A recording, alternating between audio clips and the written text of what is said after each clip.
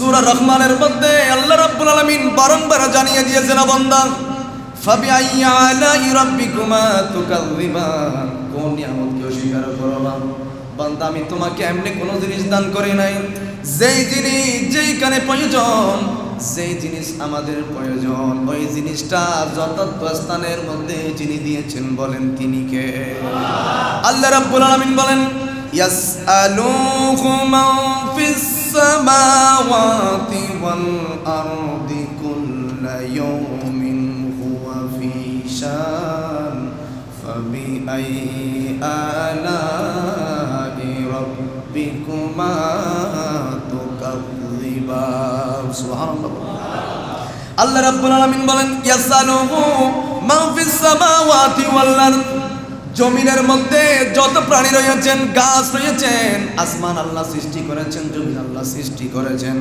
ওইগুলা দুনিয়ার কারো তাসবিহ পড়ে না একজনের তাসবিহ পড়েন বলেন তিনি কে আল্লাহ বলেন কোন নিয়ামতকে অস্বীকার করবা কোন নিয়ামতকে তুমি অস্বীকার করতে পারবে না এমন নিয়ামত দিয়েছি যেই নিয়ামত না দিলে বান্দা তুই পৃথিবীর মধ্যে চলাফেরা করতে পারতি না এজন্য আল্লাহ একবার নয় দুইবার নয় তিনবার নয় 10 বার নয় 20 বার নয় সূরা রহমানের মধ্যে আল্লাহ রাব্বুল আলামিন বারংবার আল্লাহ আমাদেরকে জানিয়ে দিয়েছেন বান্দা ফাবিআইয়ি আলাই রাব্বিকুমা তুকাযযিবান একবার নয় দুইবার নয় আল্লাহ 10 বার নয় 20 বার নয় বরাবর 31 বার আল্লাহ এই কথাটা বলেছেন আল্লাহ একবার বললেই তো হয়ে যায় একবার বললেই তো আমরা বুঝতে পারি আল্লাহ এই জন্য এটা বুঝাইছেন তাগিদ দিয়ে বলেছেন বান্দা এটা সাধারণ বিষয় নয় বান্দা এটা অসাধারণ একটা বিষয় কারণ আমি রব্বুল আলামিন দয়া করে তোকে এমন একটা নবীর উম্মত বানালাম যেই নবীর উম্মত হওয়ার কারণে শুধু ওই নবীর উম্মত হওয়ার কারণে কিয়ামতের ময়দানে আমি আল্লাহ তোকে মাফ করে দেব সুবহানাল্লাহ দেখেন কোন নিয়ামত যদি আপনি হিসাব করেন দেখবেন আল্লাহ লাস্ট পর্যায়ে বললেন বান্দা যেতে যেতে যেতে যেতে এমন একটা পর্যায়ে আসবে রাওয়াই হাম আদমের হাতের মধ্যে ওই পতাকাটা থাকবে না মুসা আলাইহিস সালামের হাতের মধ্যে ওই পতাকা থাকবে না ঈসার হাতের মধ্যে ওই পতাকা থাকবে না বান্দা কেন বললাম সূরা রহমানের মধ্যে 31 বার বললাম ফাবিআইয়ি আলাই রাব্বিকুমা তুকাযযিবান কোন নিয়ামতের অস্বীকার করবা ওই নিয়ামতের সবচেয়ে বড় নিয়ামতে খবর হলো আমার নবীর হাতের মধ্যে রাওয়ায়ের খামদের পতাকা যিনি দিবেন বলেন তিনি কে আরো জোরে বলেন না আল্লাহ ওই নবীর সাথে কোনো তুলনা আছে ওই নবীর ইজ্জতের সাথে কোনো তুলনা আছে ওই নবীর সাথে কোনো কিছু তুলনা চলে না ওই নবীর শান ও আজমত বুঝেছেন যারা তারা হয়েছেন সাহাবী রাসূল সুবহানাল্লাহ আমার নবীজির কথা সাহাবায়ে ইকরাম কিভাবে মূল্যায়ন করতেন সাহাবায়ে ইকরাম কিভাবে আমার নবীর কথাকে প্রাধান্য দিতেন আমার নবীজির মজলিসের মধ্যে একবারে কুসকুসে একজন কালো যার নাম হলো জুলাইবি ওই ব্যক্তি একদম কুসকুসে কালো বংশের কোনো পরিচয় ছিল না উচ্চ বংশের কোনো মানুষ ছিল না নবীজির মজলিসের মধ্যে একদিন দুই দিন তিন দিন এক বছর দুই বছর এভাবে থাকতে থাকতে নবীজির নজরের মধ্যে এসেছেন আমার নবীর নজরে আসলে এটা দামি হয়ে যায় না কম দামি হয়ে যায় আরো জোরে বলেন না দুনিয়ায় বিল্ডিং নেই ঠিক আছে কিন্তু নবীজির নজরে এসেছেন সেই ব্যক্তির দাম দুনিয়াও বাড়িয়ে দিয়েছেন আখিরাতের মধ্যে আল্লাহ বাড়িয়ে দিয়েছেন ওই সুলাইবি উনি পাত্র দেখার জন্য গিয়েছেন কালো হওয়ার কারণে কোনো মেয়ে তাকে দিচ্ছে না কোনো ঘর থেকে তার বিবাহের জন্য রাজি হচ্ছে না আমার নবীজি সেটা লক্ষ্য করলেন আমার নবীজি মানুষের অন্তরের খবর জানেন কিনা জানানোর ওই জানার ক্ষমতাটা দিয়েছেন কে আল্লাহ দিয়ে দিয়েছেন আমার নবীজি লক্ষ্য করে দেখলেন ওই সাহাবীকে জিজ্ঞেস করলেন ও সাহাবী ও জুলাইবি তোমার কি বিয়ে করার জন্য ইচ্ছা হয় বলে ইয়া রাসূলুল্লাহ বিয়ে তো করতে ইচ্ছা হয় কিন্তু ইয়া রাসূলুল্লাহ আমি এত কালো আমার বংশের কোনো ভালো পরিচিত নাই ইয়া রাসূলুল্লাহ আমাকে তো কোনো ঘর থেকে বিবাহের জন্য মেয়ে দিচ্ছে না আমার নবীজি বললেন আমার নবীজি একটা চিঠি লিখে দিলেন চিঠি লিখে ওই মদিনা শরীফের সবচেয়ে বড় ধনীর কাছে ওই চিঠিটা দেওয়ার জন্য আমার নবী বললেন তুমি এই চিঠিটা খুলবে না সবচেয়ে মদিনার সবচেয়ে বড় বিজনেস ম্যাগনেট ওনার কাছে তুমি আমার চিঠিটা দিবে আমার নবী চিঠির দাম আছে না নাই দিলেন উনি খুলে দেখলেন বললেন যে আমার সাহাবী যাকে আমি পছন্দ করি যিনি আমার আমি তার দেখেন আমার নবী বললেন যিনি আমার আমি তার নবীকে ভালোবাসলে কি হবে নবী বলেন দুনিয়ার মানুষকে ভালোবাসলে এটা 2 দিন পর ভুল হয়ে যেতে পারে কিছুদিন আগে দেখলাম বাকলিয়ার মধ্যে দুইজন ছেলে নিজের আপন বাপকে 13 দিন পর্যন্ত ঘরের মধ্যে বেঁধে রেখেছেন। সি প্লাস টিভির মধ্যে নিউজ হয়েছে, দুই ছেলে, একজন আলেম আর একজন হাফেজ। আমি বারংবার কেন এই কথাগুলো বলি, শুধু মুখের মধ্যে দাড়ি দেখলে, জুব্বা দেখলে পিছনে দূর মারিয়েন না, ভিতরে কি আছে একটু তালাশ করে দেখবেন। এই জন্য আল্লাহ বারংবার বলেছেন খবিসাত তয়্যিব, খবিসাত তয়্যিব। কোরআনের অসংখ্য জায়গার মধ্যে খবিসাত তয়্যিব, খবিসাত শয়তান আর ভালো মানুষ। কেন বলেছেন? আল্লাহ বলেছেন খবরদার, ভালো যেখানে থাকবে খারাপও যেখানে থাকবে। দুজন, একজন হাফেজ আর একজন আলেম, নিজের বাপকে 13 দিন পর্যন্ত, আমার আশ্চর্য লেগেছেন, নিজের বাপকে পায়ের মধ্যে একটা রশি, আরেক পায়ের মধ্যে আরেকটা রশি, হাতের মধ্যে একটা রশি, আরেক হাতের মধ্যে আরেকটা রশি। এই ছবিটা সি প্লাস টিভির মধ্যে দিয়েছেন। অবাক লেগেছেন, নিজের বাপ না খেয়েছেন, খাই নাই, পায়খানা বস্ত্র পর্যন্ত বিছানার মধ্যে করেছেন, নিজের স্ত্রী পর্যন্ত খুলে দেয়, নিজের ছেলে বেঁধে রেখেছেন 13 দিন পর্যন্ত। মুসল্লিরা জিজ্ঞেস করতেছে, কিরে ওই মানুষ তো প্রতিদিন নামাজ পড়তে আসে, প্রতিদিন মসজিদে আসে, 13 দিন পর্যন্ত মসজিদের মধ্যে আসে নাই, অনেক দিন পর্যন্ত দেখা যাচ্ছে না। মানুষ খবর নিতে নিতে নিতে নিতে ওই বাকলিয়ার মধ্যে, যার 4 তলা একটা বিল্ডিং আছে, বাকলিয়ার মধ্যে যারা বিল্ডিং পেয়ে আল্লাহ ভুলে যান, আত্মীয় স্বজন ভুলে যান, নিজের ভাই ব্রাদার ভুলে যান, টাকা আছে দূর মারে ফজে চলে যান, আত্মীয় স্বজনের খবর নেন না, রমজান মাসের মধ্যে কি খাইছে খবর নেন না, নিজে ভালো করে খাইলেন, ঘুমাইলেন, রোজা রাখলেন, রমজানের ওখানে গিয়ে এতেকাফ থাকলেন, 1 রাকাত পড়লে 100 রাকাতের সওয়াব, এটা বুঝলেন। আপনার পাশে যে গরিব মানুষ আছে এরা কি খাচ্ছে এটা বুঝলেন না। তোর হজ দিয়ে কিছু হবে না, কথা বলেন ঠিক কিনা? তোমার হজ দিয়ে কিছু হবে না, তুমি মক্কা মদিনায় এতেকাফ থাকতে পারো, তোমার হজ দিয়ে কিছু হবে না, এগুলো কিছু আসে যায় না। তো ওই ব্যক্তিকে যখন পাচ্ছে না, মুসল্লিরা যখন দেখতেছে না, তালাশ করতে করতে ঘরের মধ্যে চলে গেলেন।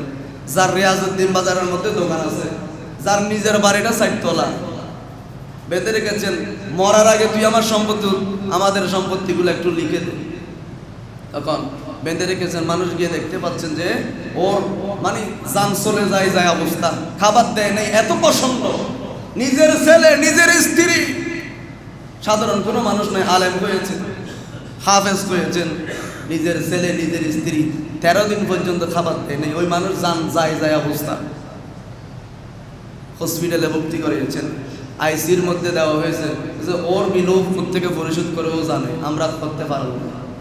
এই জন্য যেই যাকে ভালোবাসবেন, আমার নবীজিকে যদি ভালোবাসে, আমার নবী বলেন মক্কা মদিনার মধ্যে আমি যখন নবুয়ত প্রচার করি নাই, ওই সময় আমি মক্কা দিয়ে যখন হেঁটে যেতাম, যেই পাথরগুলো আমি নবীকে সালাম দিত, আমি যখন মক্কা শরীফ থেকে মদিনার মধ্যে চলে গিয়েছি, মদিনা যখন আবার বিজয় করে, মক্কা শরীফ যখন বিজয় করে, আমি যখন মদিনা শরীফের মধ্যে গিয়েছি, আমি যখন রাস্তা দিয়ে হেঁটে হেঁটে দেখলাম অমুক পাথর আমি নবীকে দেখলেই সালাম দিত, দেখলেই সালাম দিত, অমুক পাথর সালাম দিত। ওই পাথরগুলোকে আমি মদিনা শরীফ থেকে আসার সাথে সাথে আমি নবীজি মক্কা শরীফের পাথরগুলোকে চিনতে পেরেছি। সুবহানাল্লাহ। আর আমি আপনি গোলাম, আপনার গোলাম, আমার নবীকে যদি ভালোবাসি, আমার নবীকে ইয়া রাসূল সালামু আলাইকা বলে যদি সালাম দিই, আমার নবী কখনো, আমার নবী আমাকে কবরের মধ্যে চিনবে না, এটা কখনো হতে পারে না, হতে পারে না, কথা বলেন ঠিক কি না? আমার নবী অন্তর দিয়ে সালাম করেন, মহাব্বত করেন, দুনিয়ার মহাব্বত শেষ হয়ে যাবে, দুনিয়ার মহাব্বত টাকার পিছনে বিলীন হয়ে যাবে। ওই সাহাবী গিয়ে ওই বড় লোক, বড় বিজনেস ম্যাগনেটকে সিডিটা দিলেন, সিডির মধ্যে লেখা আছে আমি ওনাকে ভালোবাসি, সে আমার, আমিও তার। এটা মুসলিম শরীফের মধ্যে সম্ভবত 2472 নম্বর হাদিস শরীফ। এগুলো এমনি কিস্তে কাহিনী নয়, মুসলিম শরীফের 2472 নম্বর হাদিস শরীফ। সিটি দিলেন, লিখলেন যে আমি মুহাম্মদ রাসূলুল্লাহ সাল্লাল্লাহু আলাইহি ওয়াসাল্লাম। আমি সিটির মধ্যে লিখলাম, আমি জানি তোমার মেয়ে অনেক সুন্দর। নবীজি বললেন আমি জানি তোমার মেয়ে অনেক সুন্দর, মক্কা মদিনার বড় বড় কোটিপতিরা তোমার মেয়ের বিয়ের জন্য প্রস্তাব দিয়েছে, কিন্তু আমি আমার সাহাবী জুহাইবি ওনার বিয়ের জন্য তোমার মেয়েকে পছন্দ করেছি, তুমি যদি সম্মত হও তাহলে সিটির উত্তর তুমি ওর হাতে পাঠাই দিবে। সুবহানাল্লাহ।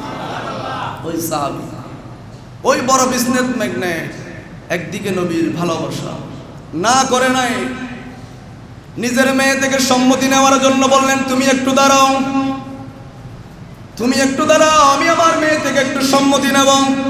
আমার মেয়ে থেকে জানতে চাই, কারণ আমার মেয়ের জন্য বড় বড় মক্কা মদিনার বড় বড় বিজনেস মানুষরা বিয়ের প্রস্তাব নিয়ে এসেছেন, আমি সবাইকে নাকচ করে দিয়েছি, কিন্তু এটা নাকচ করার মতো নয়, কিন্তু তারপরও নিজের একটা ব্যক্তিগত মতামত আছে না নাই?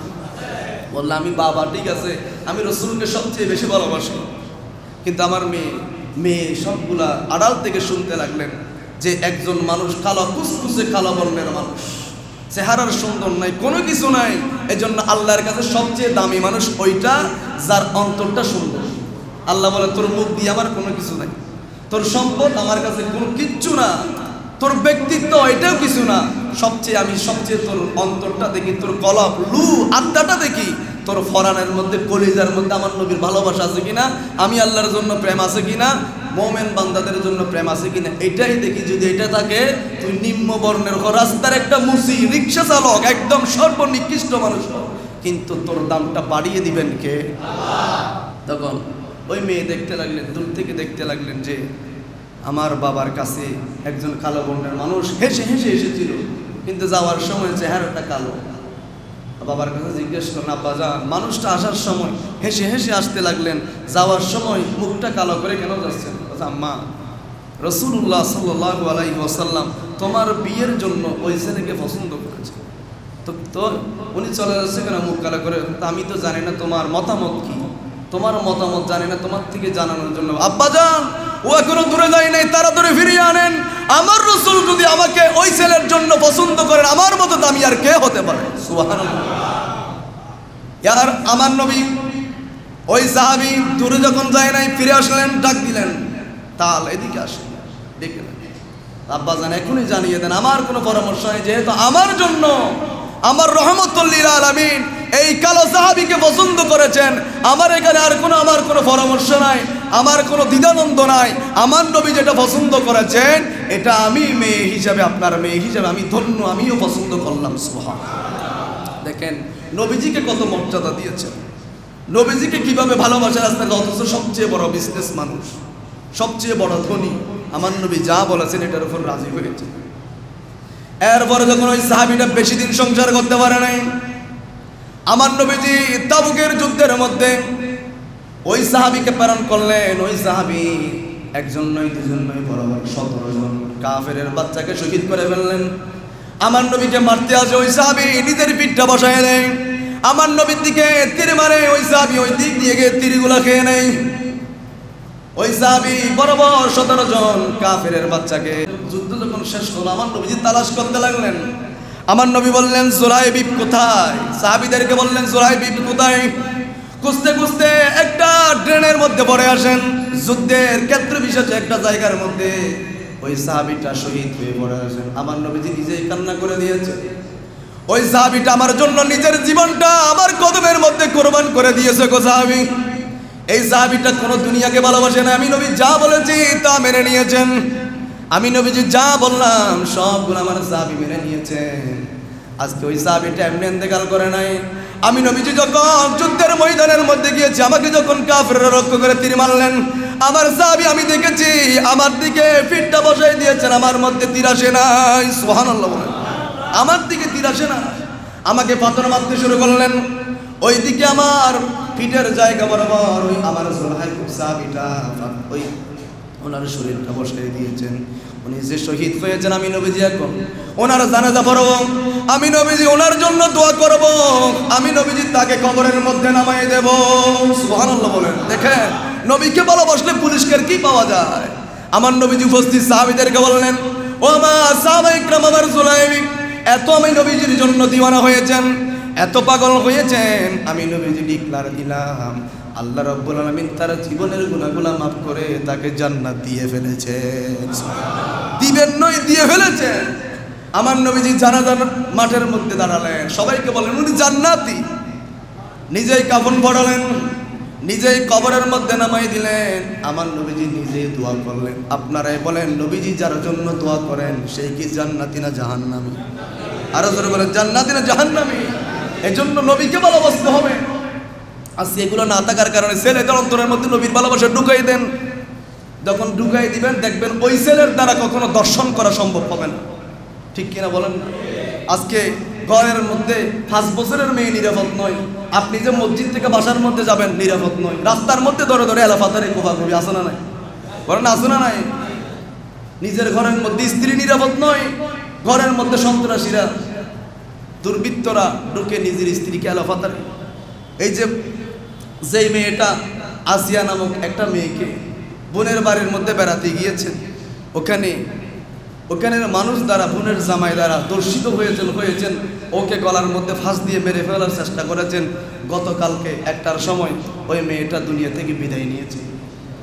তাহলে বর্তমান দেশের এই অবস্থা যে আপনি রাতের বেলায়, কিছুদিন আগে টেলিভিশনের মধ্যে দেখলাম যে চট্টগ্রাম থেকে ঢাকার মধ্যে হাইওয়ে রোডের মধ্যে রাতের বেলায় যাবেন না। আমাদের তো যেতে হয়, আমি যখন মানিকগঞ্জের মাহফিলের মধ্যে যাচ্ছি, ও হুজুর আমরা রাতের বেলায় যেতে পারবো না, কারণ কিছুদিন আগেও এলাফাতারই রাস্তার মাঝখানে কোফাকুফি করেছে। এজন্য এই যে এগুলো যখন বলা হয়েছে, তো স্বরাষ্ট্রমন্ত্রী নির্লজ্জের মতো একটা কথা বলেছেন। আমি তো কাউকে ভয় পাই না, স্বরাষ্ট্রমন্ত্রী না প্রধানমন্ত্রী হলেও আমি বিগত দিনে বলেছি, আপনারা সবাই সাক্ষী আছেন, নির্লজ্জের মতো, বেহাইয়ার মতো, এগুলো মিডিয়ার মধ্যে যাচ্ছে সেজন্য বলছি, বেহাইয়ার মতো, নির্লজ্জের মতো একটা কথা বলেছেন। যেই সময় একটা মেয়ে শহীদ হয়ে গিয়েছেন, যেই সময় একটা ব্যবসায়ীকে রাস্তার মধ্যে এলাফাতারি কোফাকুফি করেছেন, যেই সময় ঘরের মধ্যে মেয়েকে 24 ঘন্টার মধ্যে 72টা র্যাপ হয়েছেন, দর্শন হয়েছেন, এগুলোর মধ্যে রাতে ঘুম যায় নেই, উঠে রাতের 12টার মধ্যে মিডিয়াকে ব্রিফিং করতেছেন যে আমি যদি এই সমস্যাগুলো সমাধান করে দিতে পারি তাহলে আমার পথ তো যাবে না। দেখেন, যেই যাবে নির্লজ্জ হয়ে যাবে, ওই পথের মধ্যে বেহাইয়া হয়ে যাবে, ক্ষমতার লোক ছাড়তে চায় না। মনে হয়েছে যে 14 গোষ্ঠী ক্ষমতার মধ্যে এনে বসাই দিয়েছেন, জীবনে লড়তে হলে আমি যদি এগুলো সমাধান করতে পারি তাহলে আমার পথ তো যাবে না। আমি এখান থেকে জানিয়ে দিতে চাই যে বর্তমানের স্বরাষ্ট্রমন্ত্রী এবং আইনমন্ত্রী যারা আছে, এগুলার দায়ভার অপারগতা স্বীকার করে অবিলম্বে পদত্যাগ করতে হবে, ঠিক কিনা বলেন? আপনি গতকালকে দেখলাম হাটহাজারীর মধ্যে দর্শন, আবার দেখলাম নারায়ণগঞ্জের মধ্যে 7 বছরের মেয়ে দর্শন। আপনাদের প্রশাসন করছেই নাকি? দেখলাম একটা হকারের ছেলে, যিনি ইন্টার পাস করেছেন, উনি একটা দোকান দিয়েছেন, বুঝে তুমি এখানে দোকান দিতে সুন্দরভাবে বুঝে ইয়া করে দিল। পুলিশরাও এত মায়ের খাওয়ার পরও তারা সোজা হয় না। এই ছেলেকে দেখলাম ফিটাইতে গাড়ির মধ্যে ঘুষি মারতেছে। শিক্ষা এখনো হয় নাই। বিগত দিনে কুত্তার মতো তোদেরকে ফিটাই সোজা করছিল, এখনো যদি কুত্তার লেজা আবার বাঁকা হয়ে যায় তাহলে মানুষ তো তোকে একেবারে মারতে ইয়া করে ফেলতে পারবে।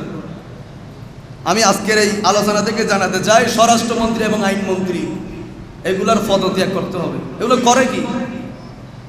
এই সিরিমের মধ্যে যেই জিন্দেগিতে কোনোদিন ভালো গাড়ি দেখে নেই, যখন ভালো ফাইজারও বিভিন্ন রকমের সরকারি সুযোগ সুবিধা পাবে সেই তো আর। কারণ এই জন্য যারা হক্কানি মানুষ, মুআদ্দব মানুষ, উঁচু স্থানে গেলে বিনয়ী হয়। দেখেন রাস্তার কুত্তা যখন উঁচু স্থানে যাবে এই অত্যাচারী হবে, এটাই তার বাস্তব প্রমাণ। কথা বলেন ঠিক কিনা? এগুলো আমি খুব দুঃখ নিয়ে বলতেছি। আপনার মেয়ে যখন দর্শিত হবে, আপনার মেয়েকে যখন, এগুলো বলতে তো লজ্জা লাগে, আপনার মেয়েকে যখন ব্লেড দিয়ে কেটে দর্শন করবে, আপনার মেয়েকে যখন ফাঁস দিয়ে মেরে ফেলবে, প্রশাসন করে কি? প্রশাসন এগুলো লাগে কি জন্য? আগে তো এই ধরনের হয় নাই। আল্লাহ আমাদের এই সমস্ত জালেম থেকে, অনতিবিলম্বে এই জালেম থেকে আমাদেরকে হেফাজত করুক, আমিন। আল্লাহুম্মা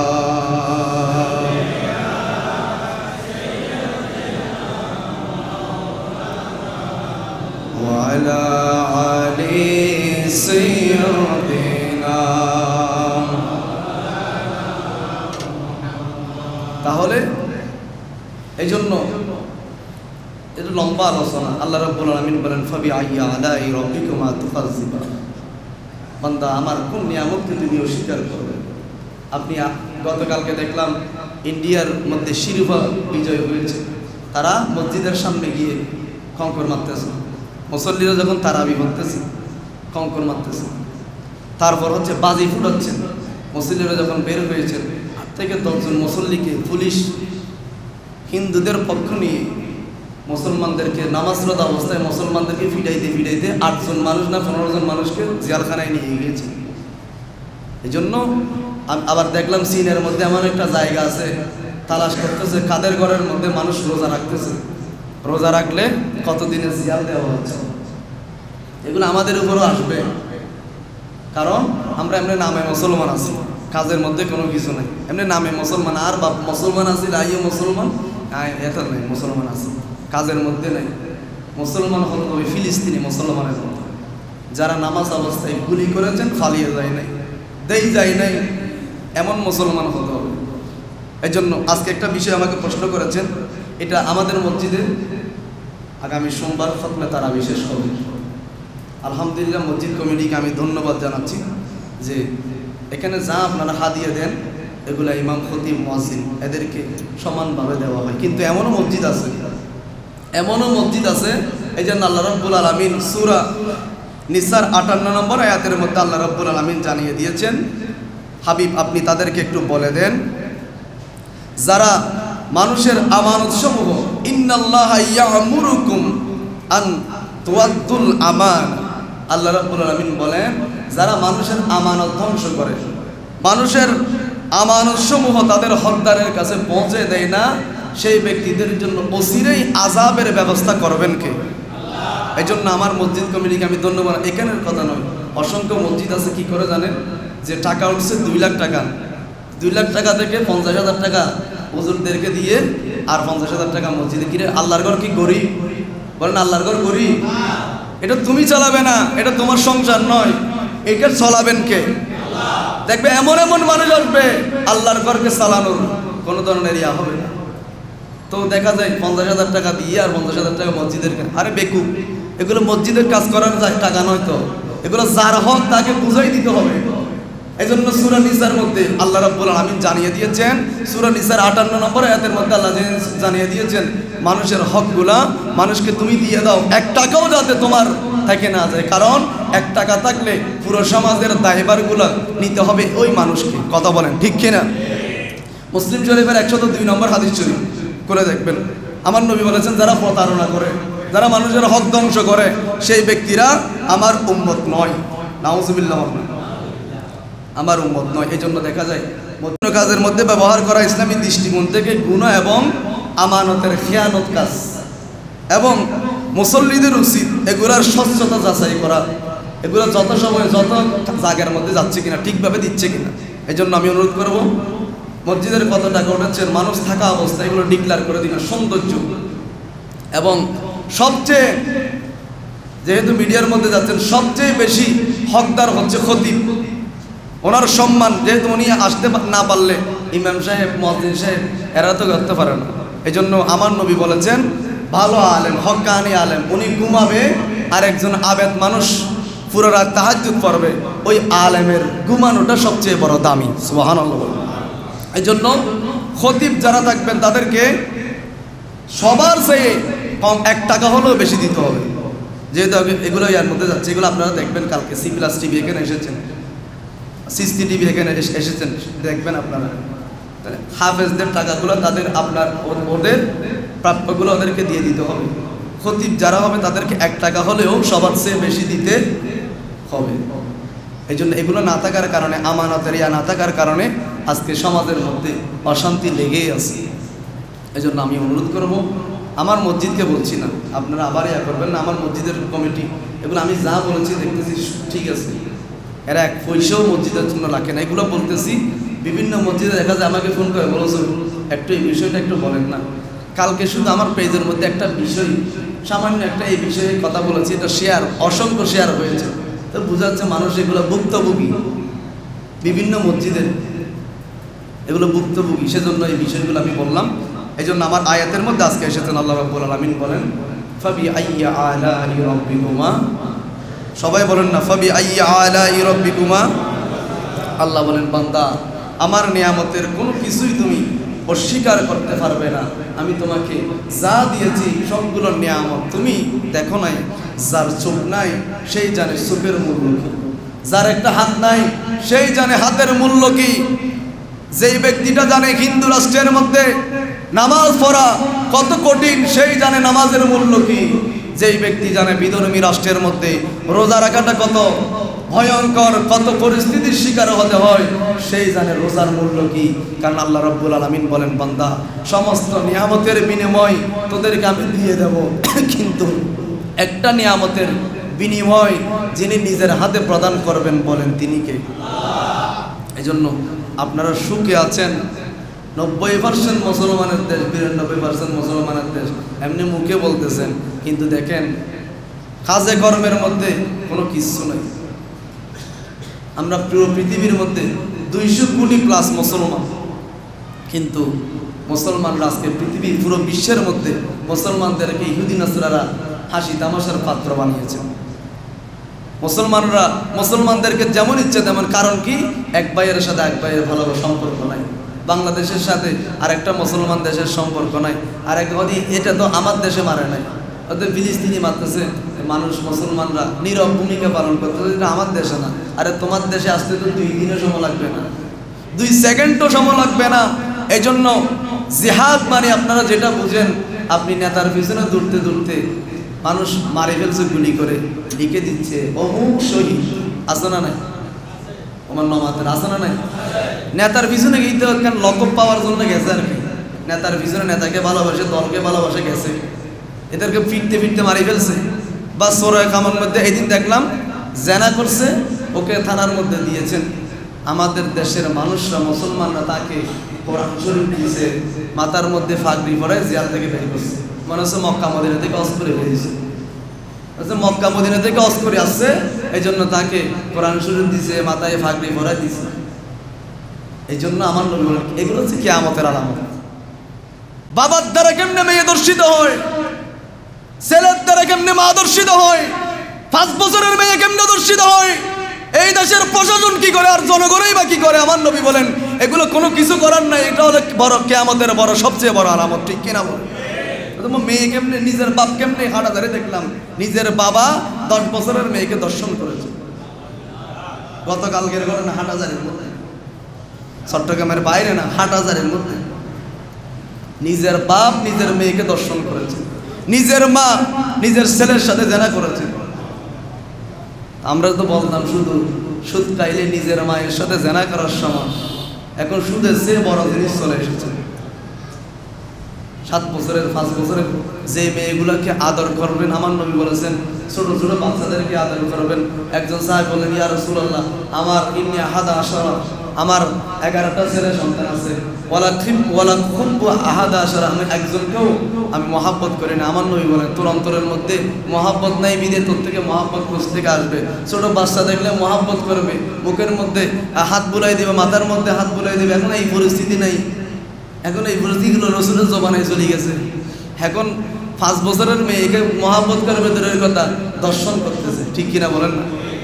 আমার নবী বলছে যে তোর অন্তরের মধ্যে মহাব্বত নাই, বিদায় আসবে কোথেকে? ছোট বাচ্চাদেরকে মহাব্বত করে, হাতে হাত বুলাই দে, যে এতিম হয় মাথায় হাত বুলাই দিলে কিয়ামতের ময়দানে আমার সাথে এমনভাবে থাকবে, 2টা হাতের আঙ্গুলের সাথে যেটুকু ফাঁক আছে এতটুকু ফাঁক পর্যন্ত থাকবে, আমার নবীর সাথে লাগিয়ে তুমি কিয়ামতের ময়দানে উঠবে, আমি নবী যে তোমাকে ধরে ধরে জান্নাতের মধ্যে দিয়ে আসবো। সুবহানাল্লাহ বলেন। এখন আমরা 5 বছরের মেয়ে, 7 বছরের মেয়ে, 10 বছরের মেয়ে নিরাপদ নয়। আমি সরকারকে অনুরোধ করব যারা দর্শন করবে, মেয়েটা মারা যাচ্ছে কিন্তু আসামিগুলো এখনো দেশে দেশে ঘুরতেছে, ঠিক কিনা বলেন না? মেয়ে মারা যায়, আত্মহত্যা করে, বা এমনও টর্চারিং করেছেন, হাসপাতালের মধ্যে মেয়ে মারা গিয়েছেন, আপনি আসামিগুলোকে এখনো ইসলাম বলে দর্শন করলে, দেখেন কোরআনের আইন শুনে নেবেন, ইসলাম বলে কেউ যদি জেনা করে, সে যদি বিবাহিত হয়, আগ্রাবাদ মোড়ের মধ্যে বুক পরিমাণ মাটির মধ্যে গর্ত করে পাথর মারতে মারতে মারি ফেলবি, এটা ইসলামের আইন। আর যদি অবিবাহিত হয় 100টা ব্যাটের দৌড়া আঘাত করতে হবে। আর যদি দর্শন করার পর দর্শনকারী ওই মেয়েটা মারা যায়, তাহলে তাৎক্ষণিকভাবে তাকেও মৃত্যুদণ্ড দিতে হবে। কথা বলেন ঠিক কিনা? এটা ইসলামী আইন। আজকে এগুলো থেকে দূরে চলে যাওয়ার কারণে ঘরের মধ্যে মেয়ে নিরাপদ নয়, রাস্তার মধ্যে মেয়ে নিরাপদ। আর আমাদের মেয়েগুলোও এমন কাপড় পরে যায় ছেলেরা দেখার জন্য, এমন কাপড়ে। মেয়েদেরকেও সতর্ক হওয়া দরকার। তোমরা রাস্তার মধ্যে এমন পোশাক পরো, আমাদের ছেলেগুলো ঠিক থাকবে কেমনি? এরা তো ফেরেশতা নয়। তোমরাও সতর্ক হয়ে যাও। আর বিশেষ করে দর্শনের পাশাপাশি আমি অনুরোধ করবো, দর্শনের পাশাপাশি যারা বলৎকার করে, যারা মাদ্রাসার মধ্যে বলৎকার করে, তাদেরকেও প্রকাশ্যে একদম আগ্রাবাদ মোড়ের মধ্যে যখন এরকম কয়েকটা যখন ফাঁসি দেওয়া হবে, দেখবেন এই দেশের মধ্যে দর্শন বলৎকার এগুলো কোনো কিছু থাকবে না। কথা বলেন ঠিক কিনা? কারণ এগুলো থাকতেছে কেন?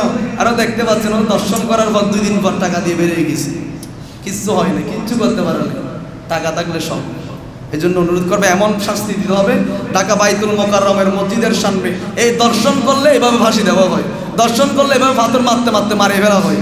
এরকম কয়েকটা যখন করবেন দেখবেন চিরতরে দর্শন বলাৎকার এগুলো বন্ধ হয়ে যাবে। কথা বলেন ঠিক কিনা? আমি অনুরোধ করব সরকার বাহাদুরকে অনুরোধ করবো, যারা প্রশাসনের দায়িত্ব আছেন, আর যদি এগুলো করতে না পারেন নির্লজ্জের মতো এই পদের মধ্যে থাকিয়েন না, নামি যান, নির্লজ্জের মধ্যে এখানে থাকিয়েন না। যেখানে মানুষ বাজারে যেতে পারে না, ঘরের মধ্যে নিরাপদ নয়, ঘরের বউ নিরাপদ নয়, মেয়ে নিরাপদ নয়, কিচ্ছু নেই, তো আপনার থাকি লাভ কি? আল্লাহ আমাদের সবাইকে বুঝার তৌফিক দান করুন। আল্লাহুম্মা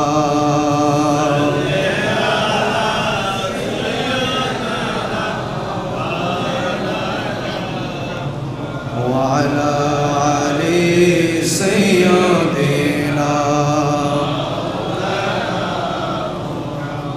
এজন্য রব্বুল আলামিন বলেন, ইয়াসআলুহু মান ফিস সামাওয়াতি ওয়াল আরদি কুল্লা ইয়াউমিন হুয়া ফি শান ফাবিআইয়ি আলাই রাব্বিকুমা তুকাযযিবান। আল্লাহ বলেন, বান্দা তোরা নামাজ পড়ো না, ফরজ নাই, কিচ্ছু হবে না, তোরা নামাজ পড়লেও কিছু হবে না, না পড়লেও কিছু হবে না।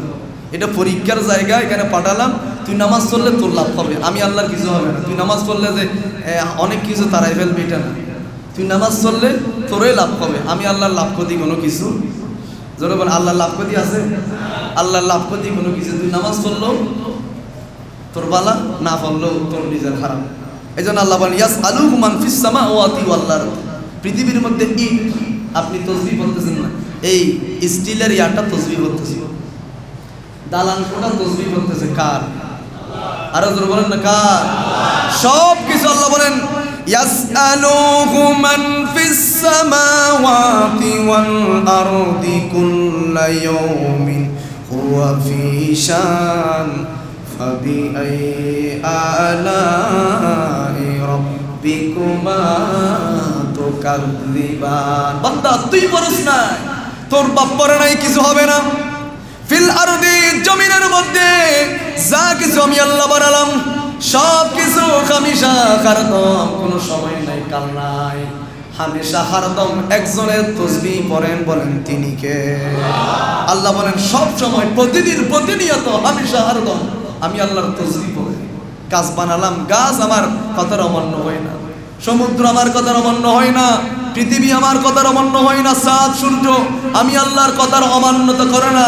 একমাত্র যাকে আমি আল্লাহ ফেরেশতাদের দ্বিমতের পরিপক্ষে গিয়ে ফেরেশতারা বলছে, আল্লাহ এই জালেমদেরকে বানায়েন না, তাদেরকে বানালে পায়ে পায়ে মারামারি করবে, কোন দর্শন রাহাজারি এগুলো করবে। আল্লাহ বলেন, ইন্নী আ'লামু মা লা তা'লামুন, আমি যা জানি তোরা তা জানিস না, তোদের থেকে পরামর্শ নিয়েছি বিদায় তোরা কি এমন বলবি বানাবো না? নিশ্চয় আমি তাদেরকে বানাবো।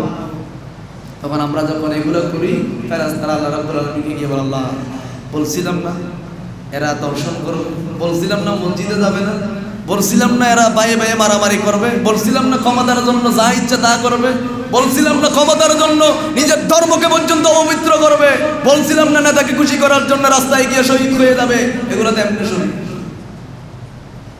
তখন আল্লাহ বলবেন, না তুই এদেরকে দেখলে হবে, ভালো আসছে না, মসজিদের মধ্যে সবাইকে জুতা চুরি করতে আসে, নামাজ পড়তে আসে না, বলেন না আসে না?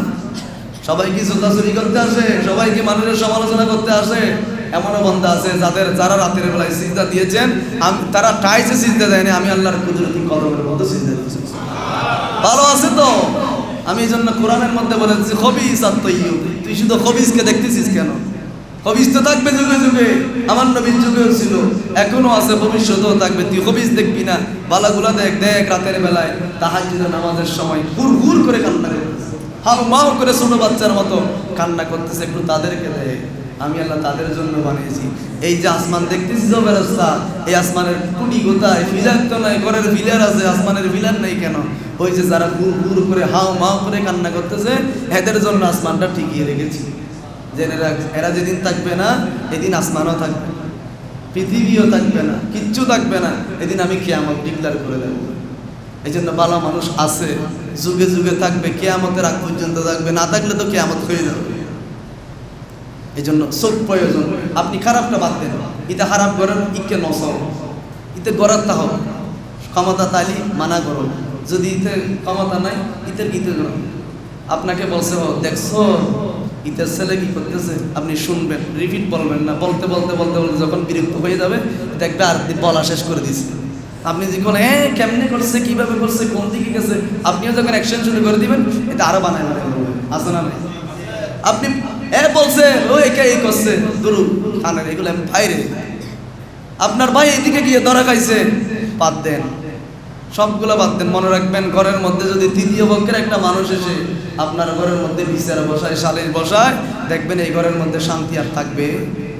ঘরের সমস্যা ঘরের মধ্যে ফয়সালা করবেন, আপনাকে কতজনে কত কিছু বলবে, এগুলো নিজের মধ্যে স্থগিত রাখবেন, রিপিট বলতে যাবেন না। এটা মনে রাখবেন, হায়রে আমার নবী বলেছেন, সেই ব্যক্তি পরনিন্দা করবে, ওই ব্যক্তি পরনিন্দা করে নাই, নিজে অন্যের গুণাগুলো নিজের মধ্যে নিয়ে ফেলেছে। পরনিন্দা করার কারণে আর একজন যার জন্য পরনিন্দা করছেন, ওর গুণাগুলো ট্রান্সফার হয়ে যাবে।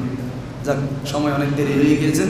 ও আখির দাওয়ানা আলহামদুলিল্লাহি রাব্বিল আলামিন। আসসালামু আলাইকুম ওয়া রাহমাতুল্লাহি ওয়া বারাকাতুহু।